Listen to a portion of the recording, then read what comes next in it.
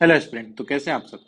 तो आज की इस वीडियो में हम बात करने वाले हैं, हाल ही में वर्ल्ड बैंक ने अपना एक रिपोर्ट रिलीज किया है। उस रिपोर्ट में उन्होंने कहा है कि इंडिया को इस साल में सबसे ज़्यादा रेमिटेंसेस मिले हैं, जो इंडिया के पिछले 5 साल से भी ज़्यादा है। इंडिया को $129 बिलियन के रेमिटेंसेस मिले हैं। और ये रिपोर्ट है कि जो ये रेमिटेंसेस मिले हैं पिछले साल से भी अप्रोक्सीमेटली 6% ज़्यादा रेमिटेंसेस हैं। तो आज की इस वीडियो में जानेंगे हम रेमिटेंसेस के बारे में। और जो इंडिया के रेमिटेंसेस है वो पाकिस्तान और बांग्लादेश की जीडीपी बजट से भी ज्यादा है। तो आइए देखते हैं इसके बारे में।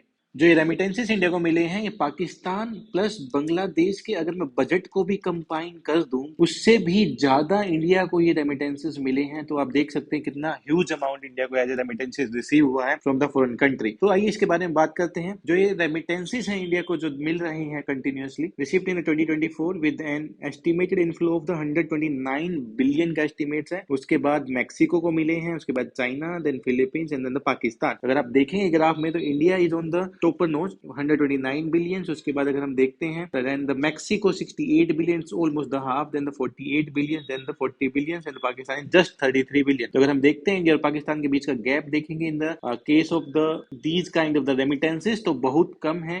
Approximately India 6 to 7 time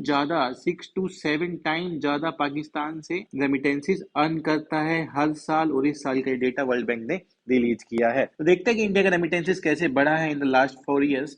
in the 2021 the remittances were $105 billion, in 2022 it was the $111 billion, in 2023 it was the $125 billion, and in 2024 it is the $129 billion. तो आप देख सकते हैं कि किस तरीके से एक ग्राफ इंडिया का कंटिन्यूसली इंक्रीज करता जा रहा है और कैसे इंडिया परफॉर्म कर रहा है in the case of remittances. मैं आपको बता देता हूँ रेमिटेंसेस क्या होते हैं। जो किसी भी कंट्री के सिटीजन किसी दूसरी कंट्री में जाके काम करते हैं, वर्क करते हैं और सर्विसेज करते हैं, फिर वो वहां से अपनी अर्निंग इंडिया को सेंड करते हैं। जो इंडिया को सेंड करेंगे वो amount as a remittance count होता है उस कंट्री का। तो इंडिया से इतने सारे लोग बाहर काम करते हैं और वो इंडिया का सबसे ज्यादा रेमिटेंसेस रिसीव होता है। अगर मैं देखता हूं तो ये इंटरेस्टिंग फैक्ट आप लोगों को देखने को मिलेगा इस केस में। अगर आप देखोगे इंडिया को $129 बिलियन मिला है इंडिया का रेमिटेंस, और पाकिस्तान का जो एनुअल बजट है वो $67 बिलियन का ही है। बांग्लादेश का जो बजट है $68 बिलियन का ही है। तो अगर हम देखते हैं इन दोनों के बजट के इक्विवेलेंट इंडिया को तो रेमिटेंसेस आ गए। तो आप देख सकते हैं कि इंडिया इकोनॉमी के सामने पाकिस्तान और बांग्लादेश का इकोनॉमी कुछ भी नहीं है। तो कैसे पाकिस्तान हर बार बोलता है कि हम इंडिया को करारा जवाब देंगे। तो ये एक केस है, ये क्लियर स्टडी है जो वर्ल्ड बैंक ने भेजा है। रिसेंट में वर्ल्ड बैंक ने रेमिटेंसेस रिपोर्ट को रिलीज किया। तो आप देख सकते हैं कि दोनों कंट्री का बजट मिलाकर भी, बांग्लादेश और पाकिस्तान का बजट मिलाकर भी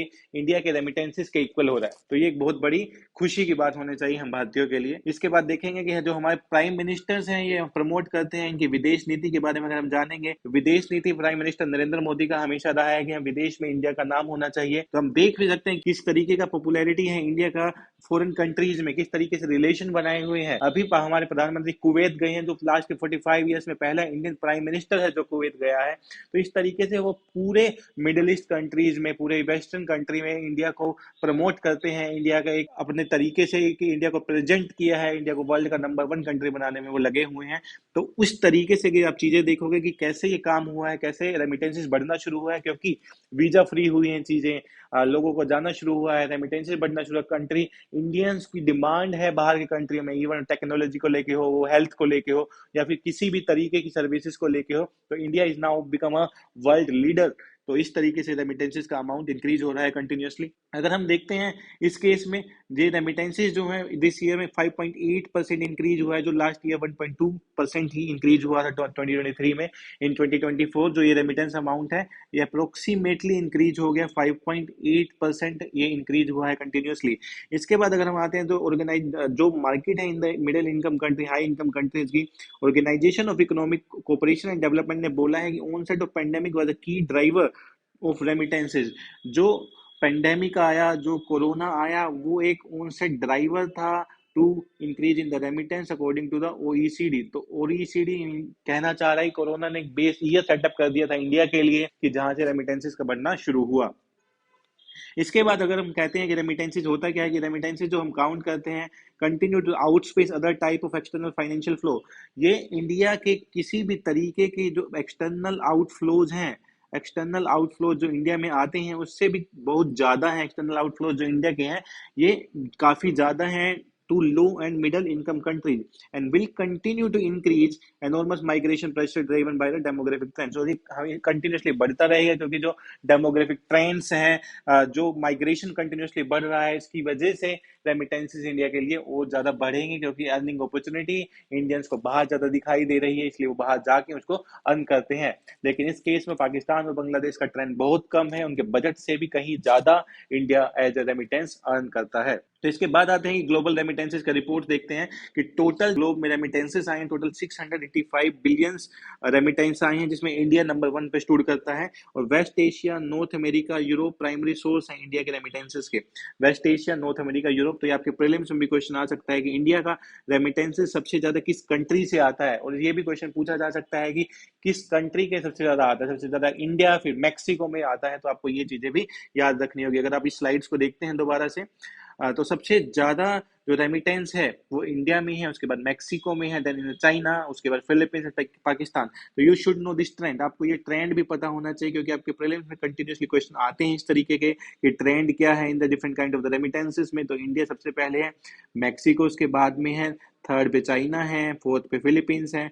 in the most of the cases हम देखते हैं कि हम कंसीडर कर लेते हैं कि चाइना का रेमिटेंस ज्यादा हुआ, लेकिन इंडिया पिछले 5 सालों में सबसे ज्यादा रेमिटेंसेस पे रहा है। तो अगर हम देखते हैं टोटल $685 बिलियन का रेमिटेंसेस आया है और इंडिया ने इसमें सबसे ज्यादा as a player India emerge हुआ है $685 बिलियन के रेमिटेंसेस में। तो एक बहुत बड़े फक्र की बात होनी चाहिए हम इंडियंस के लिए। इसके साथ साथ अगर हम देखते हैं कि 18 million of Indian living overseas, India के जो लोग हैं 18 मिलियन लोग जो हैं बाहर रहते हैं, इंडिया से अर्न करते हैं और इंडियन इकोनॉमी में कंट्रीब्यूट करते हैं। इंडियन इकोनॉमी में हर साल वो लोग कंट्रीब्यूट करते हैं, $120 बिलियन से ज्यादा वो हर साल कंट्रीब्यूट करते हैं। और ओवर द लास्ट डिकेड ये इंडिया का जो रेमिटेंस है वो 57% इंक्रीज हुआ है पिछले 10 सालों में। In the last 10 years remittances है, लास्ट 10 ईयर्स में जो रेमिटेंसेस है वो 10 सालों में 57% इंक्रीज हुआ है। तो एक इंडिया के लिए बहुत बड़ी खुशी की बात है कि हाँ, ये क्या क्या चीजें इंक्रीज हुई हैं। इसके साथ साथ अगर हम देखेंगे तो आपके प्रीलिम्स एग्जामिनेशन के लिए बहुत इंपॉर्टेंट क्वेश्चन हो सकता है। इंडिया का जो रेमिटेंसेस है सबसे ज्यादा यूनाइटेड स्टेट्स से आता है। यूनाइटेड स्टेट्स में इंडिया का रेमिटेंस सबसे ज्यादा आता है, उसके बाद यूएई से आता है, उसके बाद यूनाइटेड किंगडम से आता है, उसके बाद सिंगापुर से आता है, then Saudi Arabia, then Kuwait, then Oman, then Qatar, then Hong Kong. अगर आप देखोगे इनका ट्रेंड्स, हमारे बिलव्ड प्राइम मिनिस्टर इन सारी कंट्रीज में जा चुके हैं, तो इसलिए अच्छे रिलेशन बना चुके हैं। तो मैक्सिमम एम्प्लॉय इंडिया के यहीं भी काम करते हैं और वो रेमिटेंसेस सेंड करते हैं। तो इंडिया के लिए एक बहुत अच्छे फकर की बात है कि हम इंडिया का जो है वो हम बांग्लादेश और पाकिस्तान के बजट से भी ज्यादा, बांग्लादेश और पाकिस्तान के बजट से भी ज्यादा हम लोग रेमिटेंसेस लेके आ रहे हैं। तो ये सारी बातें इंडियन इकोनॉमी को स्ट्रॉन्ग करती हैं। हम वर्ल्ड के third largest purchasing power parity पे तो इकोनॉमी बन चुके हैं और हम नंबर 2 की तरफ जा रहे हैं। Remittances flow to the South Asia are expected to register the highest increase. South में जो है सबसे ज्यादा इंक्रीज हुए हैं 11.8%। It driven by the strong flow to the India, Pakistan and the Bangladesh. ऐसा नहीं है कि पाकिस्तान बांग्लादेश में नहीं आए हैं रेमिटेंसेस, लेकिन आए हैं, बहुत माइन्यूट लेवल का रेमिटेंसेस आया है पाकिस्तान और बांग्लादेश में। इंडिया में $129 बिलियन का रेमिटेंसेस रिसीव हुए हैं।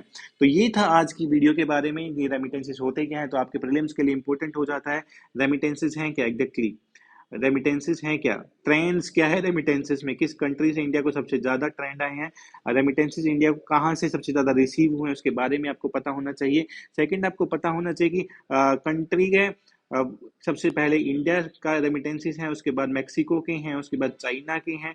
तो you should know this trend also कि which country earn the maximum remittances in the this year. तो ये आपके प्रीलिम्स में सीधा क्वेश्चन आ सकता है। तो इस तरीके के वीडियो देखने के लिए जुड़े रहिए एडू गेमिंग के साथ। आप चैनल को लाइक, सब्सक्राइब, शेयर कर सकते हैं।